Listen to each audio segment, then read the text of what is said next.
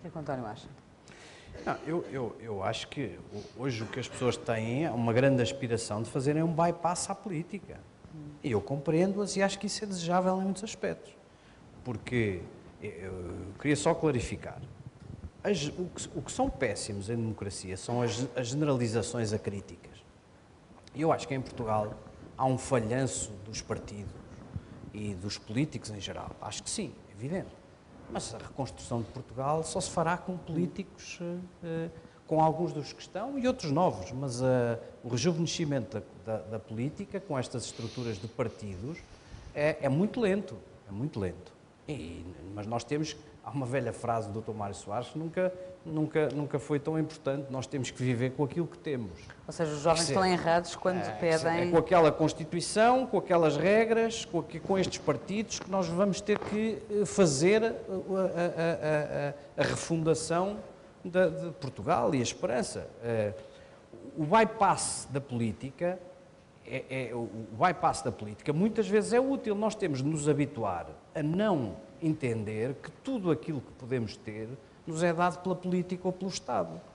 E, portanto, aqui só uma pequena... Embora eu esteja de acordo com quase tudo o que disse o Miguel, eu acho que nós, algumas coisas vamos ter que aprender. Há muitas coisas que o Estado vai deixar de nos dar e dentro dessas, algumas delas ainda bem que vai deixar, do meu ponto de vista. E, portanto, eu acho que tudo o que o Porto fez nos últimos 12 anos não tem que ver com líderes políticos concretos. Não são aquisições que nós devamos como tributo a pessoas concretas. Foi para lá da política, apesar da política, que as coisas no Porto se fizeram. Em geral. E todas as pequenas tentativas de renovação, mesmo no Porto, que tem esse espírito aberto e livre, são muitas vezes bloqueadas. Algumas delas aqui na sala.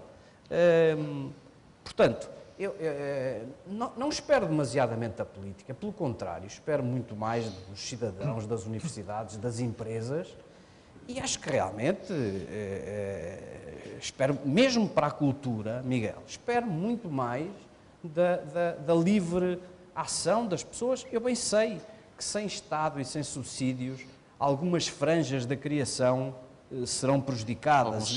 Alguns setores também que não têm sustentabilidade. Mas isso, eu acho que isso também se deve tratar. O Van Gogh tinha o claro, seu... e deve-se tratar. Mas não esperemos que a política nos dê o que ela não é capaz de dar nesse domínio. E portanto, eu queria, por exemplo, o que hoje se vê é que a nova geração não gosta da política, a geração de 25 anos ou à volta dessa idade, não gosta da política, mas é capaz de uma enorme generosidade em trabalhos de voluntarismo e de dedicação aos outros, em termos de gratuitidade completa. Mas, por acaso, permite-me só dizer-te que eu acho que, eu percebo perfeitamente o que estás a dizer, obviamente, mas eu julgo que há uma maior aproximação da nova geração à política. Também acho que há. Ou seja, o voluntarismo é verdade, mas o que se passou nas ruas, a perspectiva crítica desta quase 80 e tal mil pessoas, não é? A maior concentração de sempre, não é? Portanto, esta nova geração de gente excepcionalmente formada, comparativamente com as gerações anteriores, que sai à rua de uma forma, ainda por cima, ordeira, civilizada, é uma geração que se está a aproximar, ou que já se aproximou definitivamente da política. Não se aproximou dos partidos. Bom, mas isso os partidos têm que fazer o seu caminho, não é? E eu que também tenho uma relação partidária, não tenho nenhuma fobia, como é evidente, a partidos, acho que nem a políticos, longe de mim. Agora, de facto, em grande parte, os partidos tradicionais traçaram e nunca mediaram uma aproximação da nova geração, nem sequer cidadão comum, este novo movimento, à política. Se lhe podemos chamar um movimento, não sabemos ainda se foi um movimento efêmero ou se vai ser alguma coisa continuada, não é? E, de facto, alguma viragem ainda... Só será efêmero se o mundo não mudar, não é? Não, eu digo o movimento. Se o mundo mudar. Está a obrigar alguma reflexão interna dos partidos ou nem por isso? Ou eles estão... não, vai. De olhos fechados e tudo continua. Vai, mas, quer dizer, eu tenho a vantagem sobre os dois de eu ter vivido muito tempo dentro dos partidos. Os partidos vão, havendo eleições dentro de 50 dias ou 60 dias, vão Pescar o olho montar a um esta- cenário que envolve essa vontade de ativismo e não vão ser capazes de, em 60 dias, se transformarem para dar alguma tradução prática a essa energia enorme. Portanto, eu acredito mais nessa energia canalizada para outras coisas da vida coletiva do que no tal curto prazo para a cidadania política. que falava No há curto pouco? prazo, no curto prazo.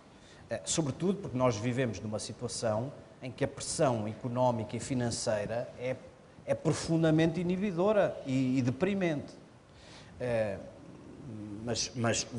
Mas acho que fatalmente a nova geração acabará por tomar conta dos partidos, acabará por forçar os partidos, enquanto não houver outras estruturas na democracia, acabará por forçar os partidos a aceitarem-nos e a ouvirem-nos.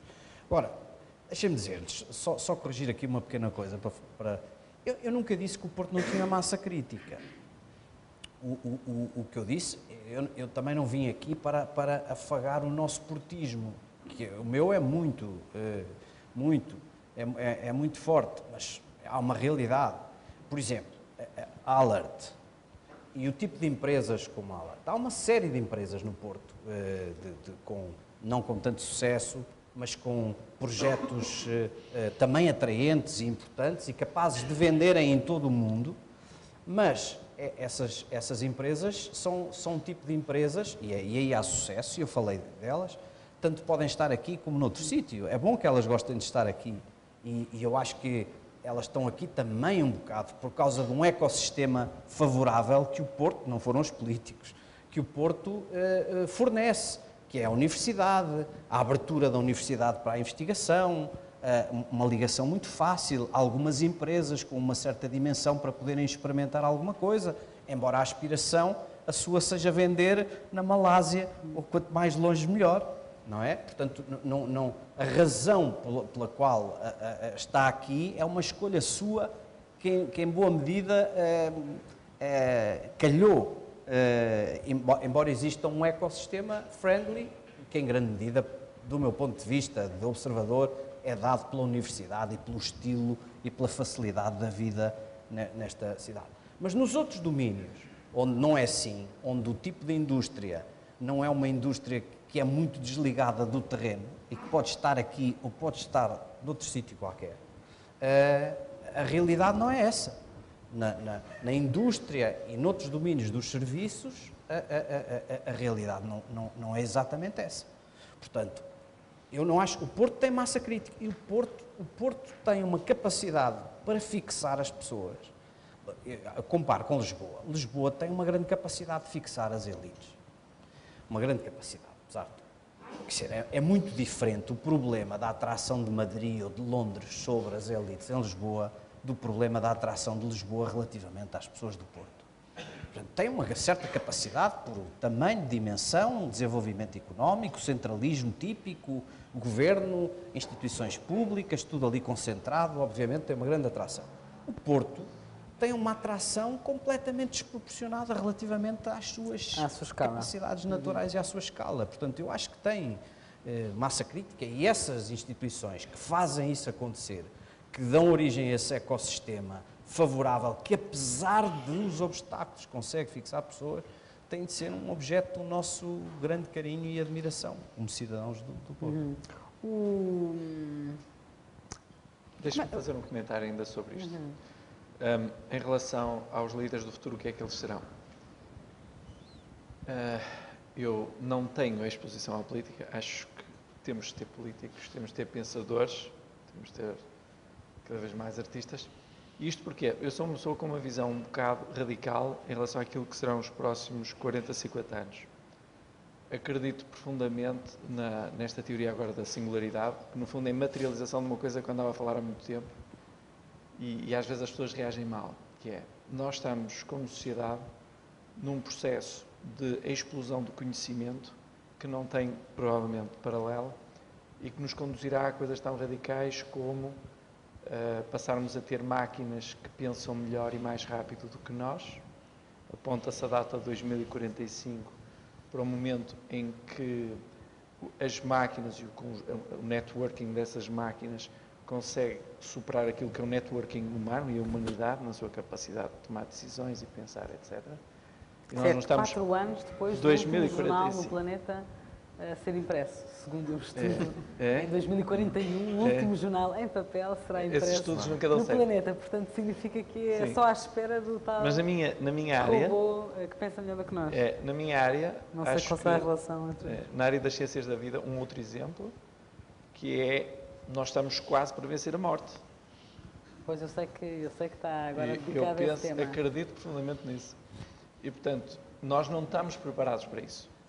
Daqui até lá, que não deve ser muito longe disso, e se não for exatamente vencer a morte, será viver 200, 300 anos ou mais, nós vamos, penso eu, viver muito também dos profissionais, dos grandes profissionais, dos mourinhos disto e daquilo.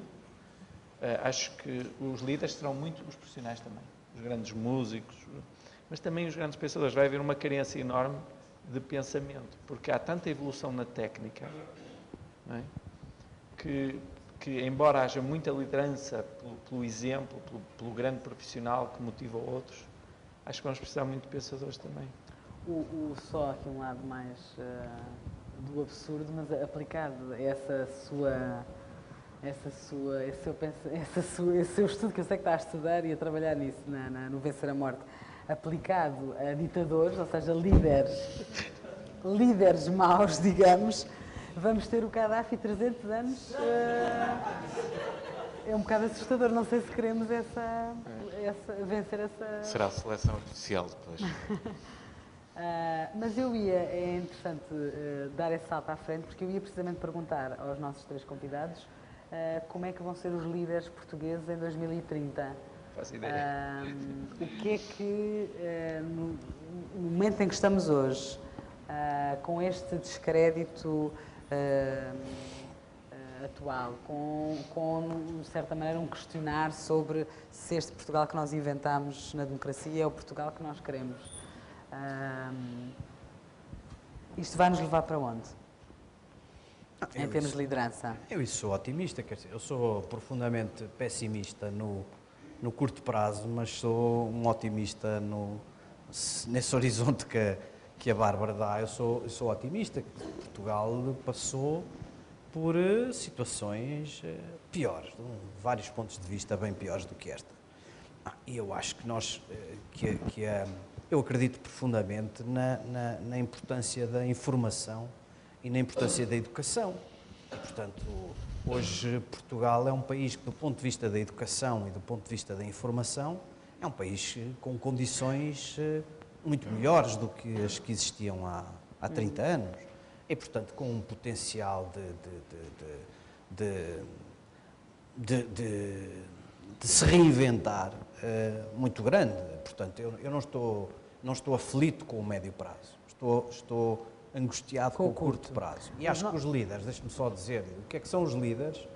Os líderes, se nós estamos a pensar em líderes políticos, os outros líderes, as tais elites, vão ser um pouco isto que estava a dizer e um pouco aquilo que eu disse, vão ser os capazes de fazerem universidades fantásticas, de terem rupturas de inovação absolutamente que fazem a humanidade avançar brutalmente, vão ser os grandes músicos, vão ser, com certeza, essas lideranças. Pensando na liderança política, eu acho que, apesar de tudo, o protótipo do político não é uma coisa de que se espere uma tão grande ruptura como nesses domínios que são os seus. A democracia vive bastante de vontade de servir os outros, de verdade e de ética. E eu não vejo bem que os líderes políticos do futuro se possam afastar desse modelo. Pessoas que conhecem os seus próximos, que querem seriamente servi-los, o bem comum, liderá-los, conduzi-los em direção a objetivos. As mudanças têm mais a ver com o carisma e a força de pessoas que surjam. E eu acho que o que faltou nos últimos tempos foi um pouco de tudo isto.